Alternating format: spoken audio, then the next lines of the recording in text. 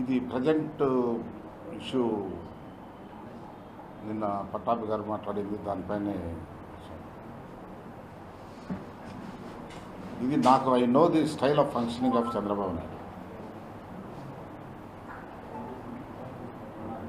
ఇది brain child of Chandrababu Naidu నిన్న జరిగింది. అయితే ఆయన పొలిటికల్ లైఫ్లో ఎప్పుడు కూడా బలిపశువులను తీసుకుంటాడు, సాక్రిఫిషియల్ ఓట్స్. చంద్రబాబు నాయుడు తన రాజకీయ జీవితంలో ఎప్పుడు కూడా బలిపశువులను తయారు చేస్తాడు. దాంట్లో నిన్న పట్టాభి ఒకడు. లేదంటే పట్టాభి పార్టీలో ఏం పెద్ద సీనియర్ కాదు. ఒక ఎంపీగా కానీ, ఒక ఎమ్మెల్యేగా కానీ, ఒక మండల్ ప్రెసిడెంట్గా కానీ ఏం చేయలేదు.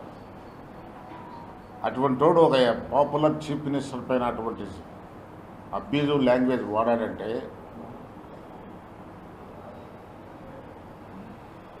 అది అతని ఆలోచన కాదో, అతని ఇది కాదు. చంద్రబాబు నాయుడు గారు చెప్పించింది ఆయన చెప్పారు. Chandrababu Naidu highly destructive mind, divisive mind.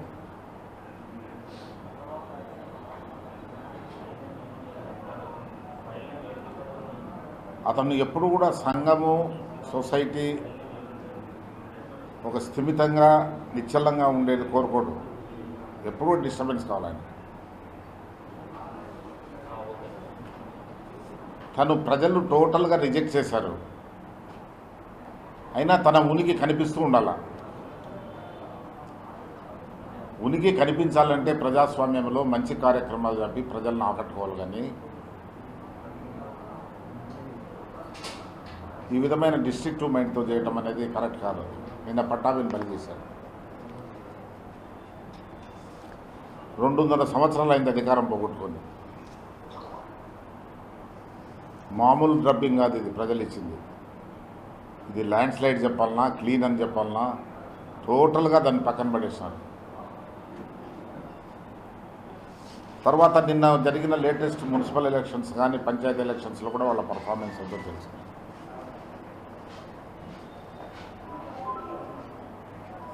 ఈ ఘోరమైన ఓటమిలో క్యాడరు నాయకులు వెళ్ళిపోతున్నారు పార్టీ నుంచి.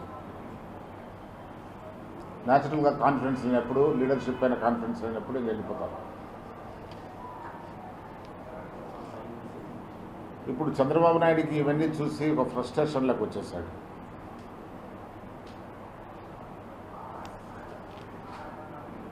చేస్తూ ఈ అక్రమ మార్గాల్లో తన ఉనికిని కనిపించాలనేటువంటి ప్రయత్నం చేస్తున్నాడు. This is nothing but manifestation of his frustration.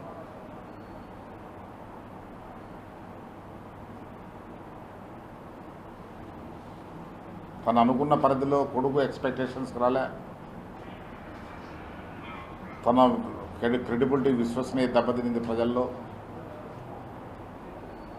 టోటల్గా డీమారలైజ్డ్ స్టేట్ ఆఫ్ మైండ్లో ఉన్నాడు ఆయన.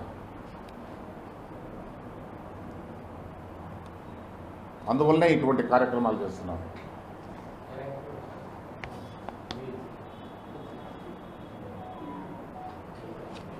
ఆయన రాజకీయ జీవితంలో ఎప్పుడు కూడా కన్స్ట్రక్టివ్ అప్రోచ్ అనేది లేదు.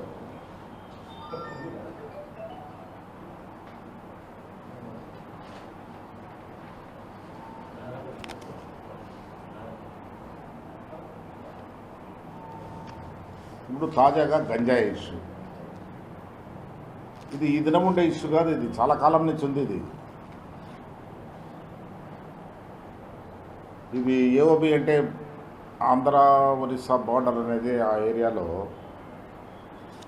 ఎప్పటి నుంచో సాగవుతుందని నివేదికలు వస్తున్నాయి, రిపోర్ట్స్ వస్తున్నాయి. ఈవెన్ తెలంగాణలో కూడా పంట పొలాల మధ్య పండిస్తారు. ఈ పొద్దు కూడా సీఎం గారి స్టేట్మెంట్ ఉంది అక్కడ, తెలంగాణ ఒక మొక్క కూడా పెంచకూడదు, చర్యలు తీసుకోండి నా ఆఫీసులో. ఇది జరుగుతూనే ఉంది. దీన్ని సాగ్గా తీసుకొని పోలీసులు పట్టుకున్న గంజాయి అధికార పార్టీ నేతలే చేశారు. ఉన్నారు కొందరు స్మగ్లర్స్ ఉన్నారు, దీంట్లో ఆదాయాలు సంపాదించుకునే వాళ్ళు ఉన్నారు. ఆఫ్ఘనిస్తాన్ అటువంటి దేశాల్లో అయితే టోటల్గా గవర్నమెంటే డిపెండ్ అయింది వాటి ఇన్కమ్స్ పైన.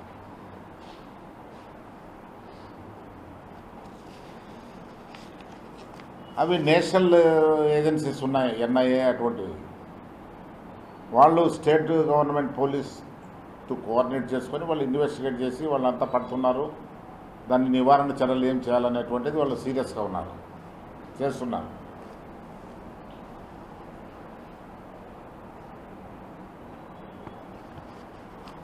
ఇతను ఒక రెస్పాన్సిబుల్ సీఎంగా పనిచేసినాడు ఇన్ని సంవత్సరాలు. ఈ ఆంధ్రప్రదేశ్ దౌర్భాగ్యం ఈ విధంగా ఇతను మాట్లాడటం కూడా ప్రతిదీ తన 40 సంవత్సరాల అనుభవం అని అది చెప్తాడు, కానీ ఇదే నా అనుభవము.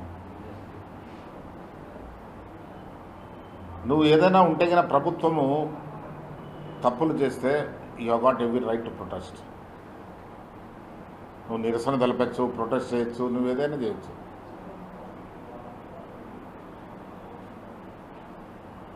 జస్టిఫైడ్, దానికి అభ్యంతరం లేదు. కానీ ఇటువంటి హింసాత్మక చర్యలు, రాజ్యాంగ పదవుల్లో ఉండేటువంటి ప్రజల అభిమానం సంపాదించుకొని వచ్చినటువంటి ఈ Andhra Pradesh CM is not an ordinary CM అండి. ఈ కాంటెక్స్ట్లో నేను చెప్తున్నా, 51% జనరల్ ఎలక్షన్స్లో మెజార్టీ ప్రజల అభిమానం సంపాదించుకున్న సీఎం ఈయన.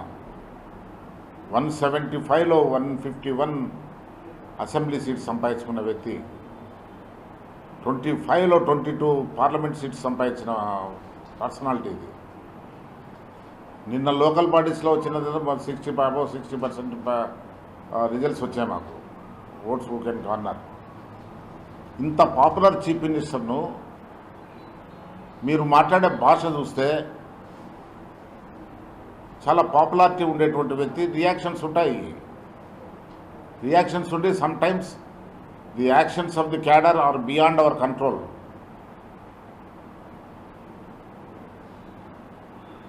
దాన్ని ఒక ఇష్యూ చేసి బంద్ చేపించి, నువ్వు బంద్ దేంట్లో చేయించాలంటే చంద్రబాబు నాయుడు అగ్రికల్చరల్ ఎంఎస్పీ పెంచాలని, స్వామినాథన్ కమిషన్ రిపోర్టు రికమెండ్ చేయాలని, ఇంప్లిమెంట్ చేయాలని ధర్నా కూర్చున్నావే ఆంధ్రప్రదేశ్ భవన్లో. తర్వాత అసెంబ్లీలో, ఆంధ్రప్రదేశ్ అసెంబ్లీలో నైట్ పడుకున్నాడు ఆయన. నువ్వు అప్పుడు స్టేట్ వైడ్ బంద్ కాల్ ఇచ్చింది, ధర్నా చేయించాడు. You would have been a good leader. ఎక్కడయ్యా state organised terrorism? State organised terrorism అంటే it should prevail throughout the state. ఒక చంద్రబాబు నాయుడు పార్టీ ఆఫీస్ పైన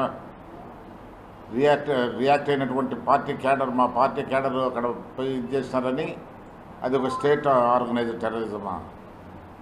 మేమంతా అటువంటి ఆర్గనైజ్ చేసే ప్రభుత్వం కాదు. మేము ప్రజలకు ఏ విధంగా సహాయం చేయాలా, ఏ విధంగా వాళ్ళ జీవన ప్రమాణాలు పెంచాలా, వాళ్ళను ఏ విధంగా అభివృద్ధిలోకి తీసుకోవాలని నిరంతరం ఆలోచించి ఇంప్లిమెంట్ చేసేటువంటి ప్రభుత్వం ఇది. దానికే మా టైం సరిపోవటం లేదు. నీ మాదిరిగా ఈ తుంటరి ఆలోచనలు, తుంటరి చర్చలు వచ్చే ప్రసక్తే లేదు మాకు.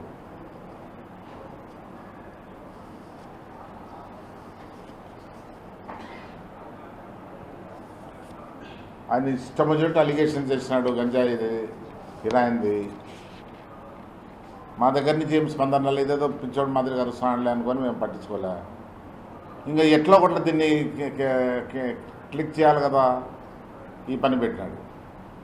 అతన్ని కూర్చోబెట్టి మీ పార్టీ ఫోరాలో మా లీడర్ని గురించి ఆ విధంగా మాట్లాడటము, మేమంటే పర్వాలేదు, మామూలు క్యాడర్ రియాక్ట్ అయినారు, అవుతారు కూడా. Their reaction is quite justified. మేము ఓపెన్గా చెప్తున్నాం.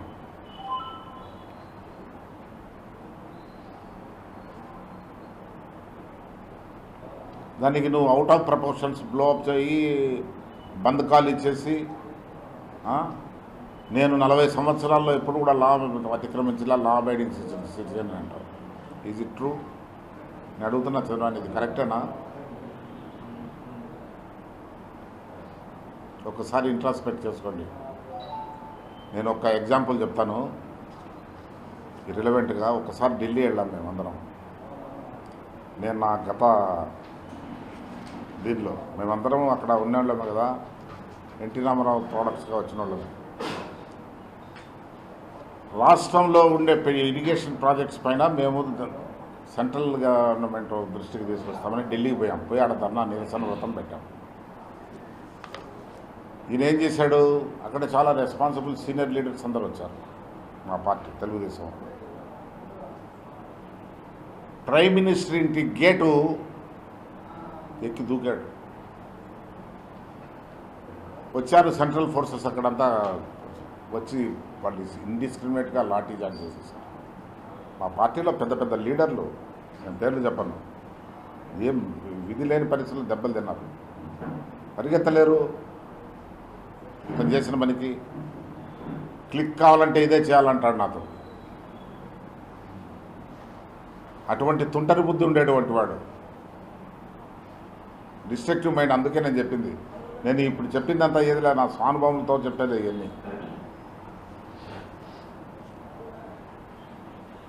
రిప్రజెంటేషన్ ఇస్తాము, కన్సిడర్ చేయండి అని వాళ్ళను కన్విన్స్ చేసి వీలైతే రాగా వచ్చేస్తాం. అట్లా చేయాలి. కానీ పొయ్యి నువ్వు వాళ్ళ ప్రైమ్ మినిస్టర్ ఇంటి గేటు దూకితే మనం ఎవరో తెలీదు, మనం ఎవరి నుంచి ఎక్కడి నుంచి వచ్చినామో తెలియదు. వాళ్ళు ఊరుకుంటారా సెంట్రల్ ఫోర్సెస్ ప్రొటెక్షన్ ఇచ్చేవాళ్ళు, వాళ్ళు ఇష్టంగా లాఠీ చార్జ్ చేస్తారు. చాలా సీనియర్ లీడర్స్, నేను పేర్లు చెప్పడం పరిగెత్తలేక దెబ్బలు తిన్నారు పాపం. అది ఈయన కోరుకునింది, ఈయన చేసింది, సాధించింది కూడా. నేను ఇటువంటి కార్యక్రమాలు పబ్లిక్ ఇష్యూస్ పైన చేయి, స్వామినాథన్ రిపోర్ట్ పైన ఇంప్లిమెంటేషన్ చేయి,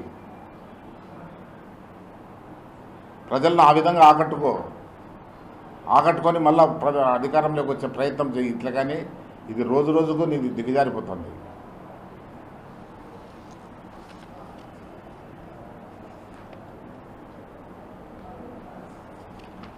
అతను మామూలుగా ప్రెస్ కాన్ఫరెన్స్ పెట్టి మాట్లాడేవాడు, టంగ్ ఆఫ్ స్లిప్ అయితే ఒకసారి,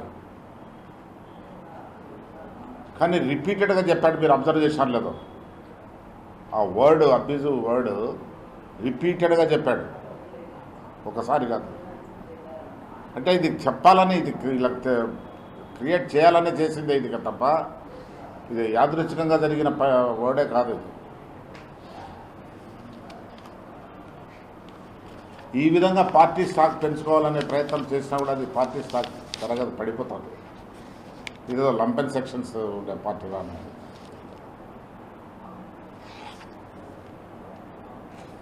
నీకు 2014లో ప్రజలు మళ్ళా అవకాశం ఇచ్చినారు. ఏదో విధంగా నువ్వు వచ్చినావు అధికారంలోకి. మేము ఆ వర్డిక్ని కూడా రెస్పెక్ట్ చేసినాం కదా. 14 నుంచి 19 వరకు అపోజిషన్లో ఉన్నటువంటి పార్టీ వైకాపా తన బాధ్యత తను నెరవేర్చింది కదా. ఈ మాదిరిగా అల్లర్లు చేయలేదు కదా.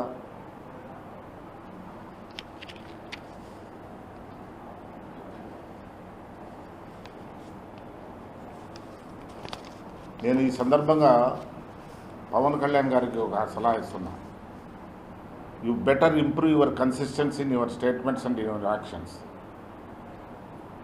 రాత్రి ఒక మాట, పొద్దున ఒక మాట. మేము ఆనవాయితీగా మేము వచ్చేటువంటి ఇదిలో మేము ఎమ్మెల్యే గారు చనిపోతే మేము వాళ్ళ మిస్సెస్ కంటెస్ట్ చేస్తుంది కాబట్టి మేము పోటీ పెట్టమన్నాడు. గౌరవించాము, మంచి సంతోషపడ్డాను. నువ్వు మళ్ళా మొన్నేమన్నారు, మీ డిప్యూటీ నువ్వు పక్కన తప్పుకున్నావు, మీ డిప్యూటీ నాదెళ్ల మనోహర్ మేము బీజేపీకి సపోర్ట్ చేస్తామన్నాడు.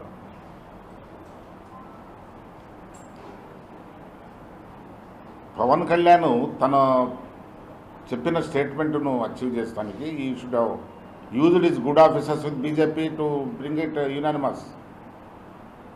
మమ్మల్ని అన్నాడు, ఇది యునానిమస్ చేయండి, ఎలక్షన్ ప్రయత్నం చేయండి. అటువంటి వాడు 3-4 రోజుల తర్వాత వాళ్ళ డిప్యూటీ మేము బీజేపీకి సపోర్ట్ చేస్తున్నాం బద్వేల్లో అంటాడు. ఏంటిది కన్సిస్టెన్సీలే?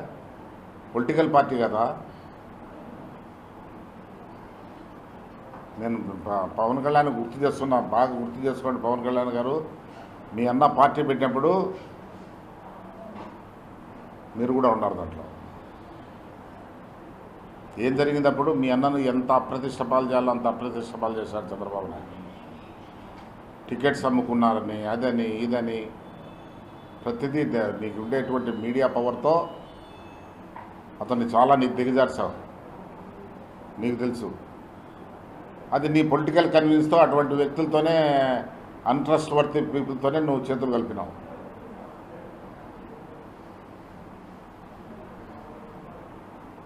ఆ దినము మోడీని నవనిర్మాణ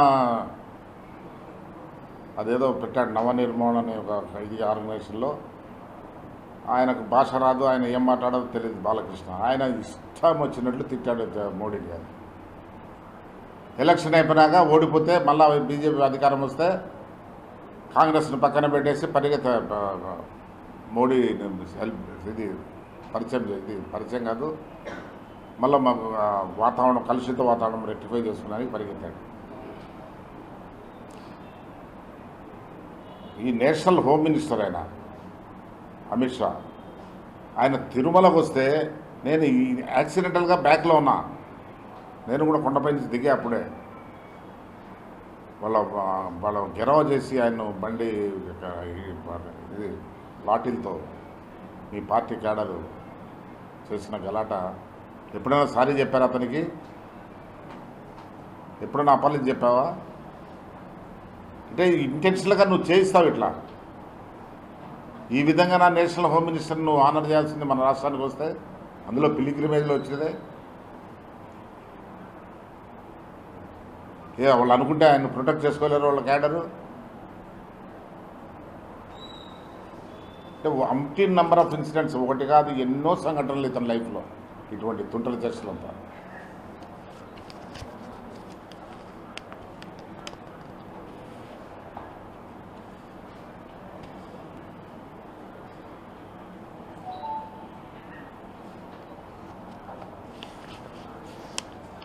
చేసేదంతా దొంగ దీక్షలు. దీక్ష కూర్చున్నాడు, దొంగ దీక్ష ఇది. పొంగ చెప్పాలి.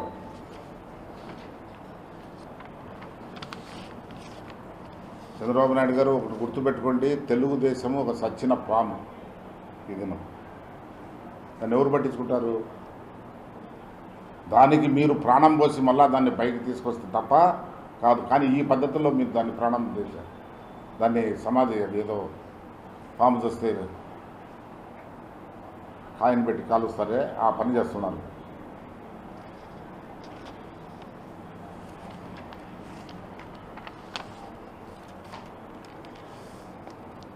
ఆ దినము చిరంజీవి పార్టీ పెట్టినప్పుడు నేనున్నా కాబట్టి నేను అథెంటిక్గా చెప్తున్నా. ప్రతిరోజు మీడియాలో చిరంజీవి పైన అలిగేషన్స్. మాకే అర్థం కాలే ఏంట్రా ఈ అలిగేషన్స్ అని. ఆయన దిగజార్చడానికి, ఆయన పొటెన్షియల్ థ్రెట్ అని. ఆ దినము ఈ దినము చిరంజీవి గారికి గౌరవం ఇచ్చింది. ఆ దినం రాజశేఖర రెడ్డి, ఈ దినం జగన్. నేను పవన్ కళ్యాణ్ కన్వీనియన్స్ నేను కాదనిలే, నీ కన్వీనియన్స్ ప్రకారం నువ్వు పో, బట్ నీ స్థిరత్వం ఉండాలి. మీకు కన్సిస్టెన్సీ ఉండాలి. రోజుకొక మాట, పూటకొక ఇది చెప్తారే, ఆ పద్ధతిలో పోకూడదు. నువ్వు చెప్పిన మాటనే నువ్వు ఫాలో కాలేకుంటే నువ్వు అదినమేమన్నావు, మేము పోటీ చేయమన్నావు, తప్పుకున్నావు. నీ డిప్యూటీకి చెప్పావు, నీ డిప్యూటీ మేము బీజేపీకి సపోర్ట్ చేస్తామంట. రేపు ఎక్కడుంటావో మాకు తెలియదు. బీజేపీతో ఉంటావో చంద్రబాబు నాయుడుతో ఉంటావో నువ్వు. మళ్ళా నువ్వు ఎక్కడున్నా కూడా మాకేం పెద్ద ఇబ్బంది ఏం లేదు. ఇంత పాపులారిటీ, ఇంత ప్రజాభిమానం ఉండేవాళ్ళం మేము ఎవరికి భయపడాల్సిన అవసరమే లేదు.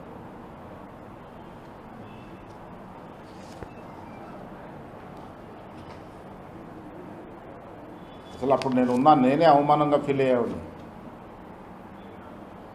Verbal violence is always dangerous. Verbal violence it leads to physical violence. మీరు మాట్లాడే మాటలు, పదాలు ఫిజికల్ వైలెన్స్కి పోతాయి, దారితీస్తాయి.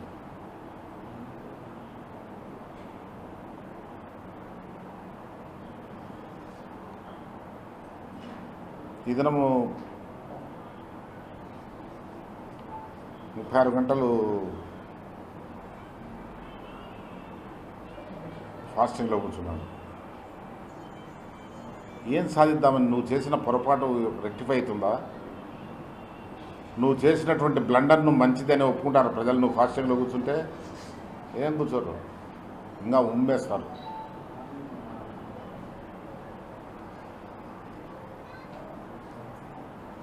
కాబట్టి behave your self mister Chandrababu Naidu. ఒక పద్ధతిలో చెయ్యి, పార్టీని మంచిగా డెవలప్ చేసుకోలేము కాదంటాం. మాకు వీ నీడ్ గుడ్ అపోజిషన్. మేము డెమోక్రాట్స్, నువ్వు ప్రజాస్వామ్యం అంటున్నావి. ఇంత మెజారిటీ సంపాదించినటువంటి ప్రజాస్వామ్యవాదులం మేమా నువ్వా?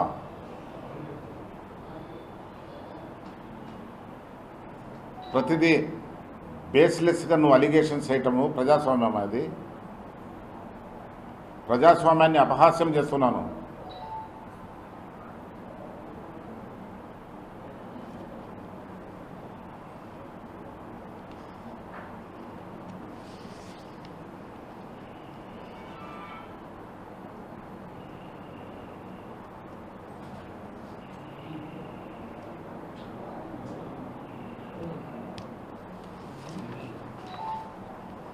మాకు కడపలో అంటారు, పత్తా పడితే కుత్తా బీకి వెళ్తారు గేమ్ అని.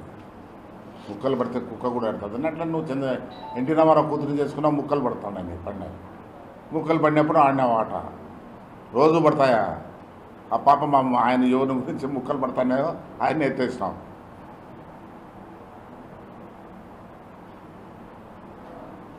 క్యాడర్ని అంతా మిస్కన్సెప్షన్లో పెట్టినాడు. క్యాడర్కి అంతా రాంగ్ ఇన్ఫర్మేషన్. ప్రజాస్వామ్యం నాశనం అయిపోతుంది. ప్రజాస్వామ్యం వాళ్ళ వల్ల కాదు, నీ వల్ల నాశనం అయిపోతుంది.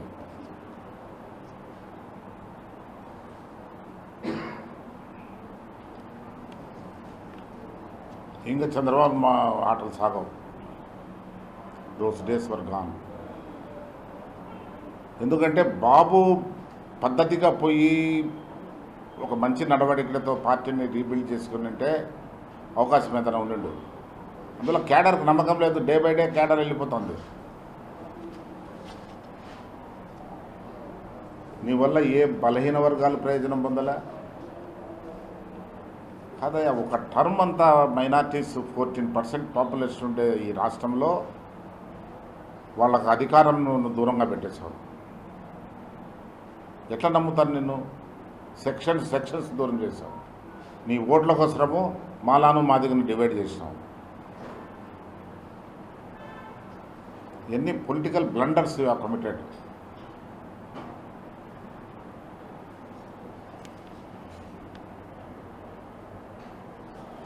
చంద్రబాబు ఎత్తుగడలకు ఇద్దరే బెదరంది. ఒకడు కేసీఆర్, రెండు జగన్. అక్కడ తెలుగుదేశం బంద్ అయిపోయింది, ఇక్కడ బంద్ అవుతుంది త్వరలో. ఇటువంటి కార్యక్రమాలలో ఇంకా ఫాస్ట్గా బంద్ చేసుకుంటాం.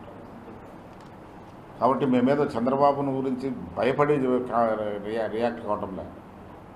చంద్రబాబు ఈ సొసైటీని ఒక పీస్ఫుల్గా ఉండకుండా ఉండే ట్రాంక్విలిటీని దెబ్బతీస్తానండే అనే దానిపైన మేము మాట్లాడుతున్నాం. ఇది చూడు, సొసైటీలో ఎంత విషపూరితమైన వాతావరణం కల్పించాడు.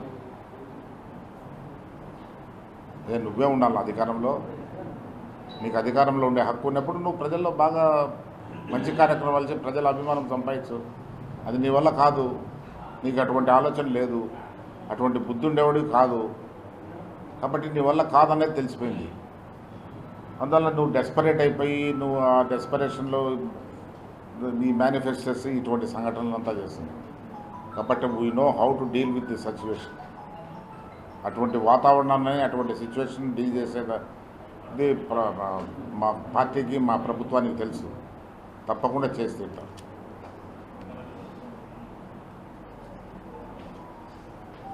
ఓకే,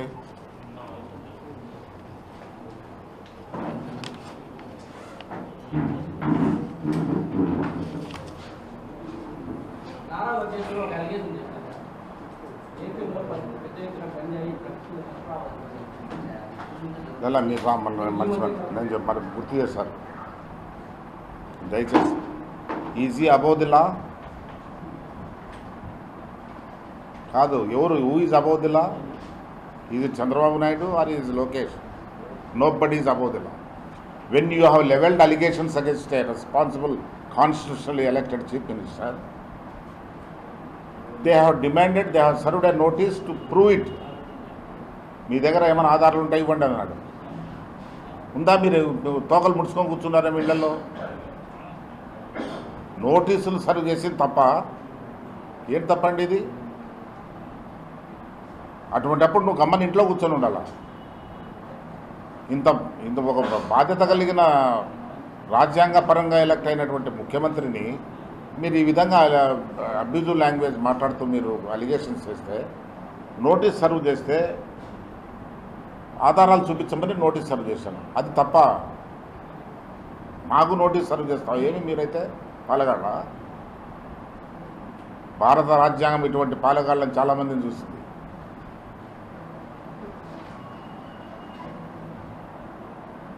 నిన్నలా మొన్న గుడ్లు తెరిచినాడు లోకేష్. కొంత బాగా చరిత్ర అంతా చదవమని, రాజ్యాంగాన్ని బాగా తెలుసుకోమని అడ్వైజ్ చేస్తున్నాను.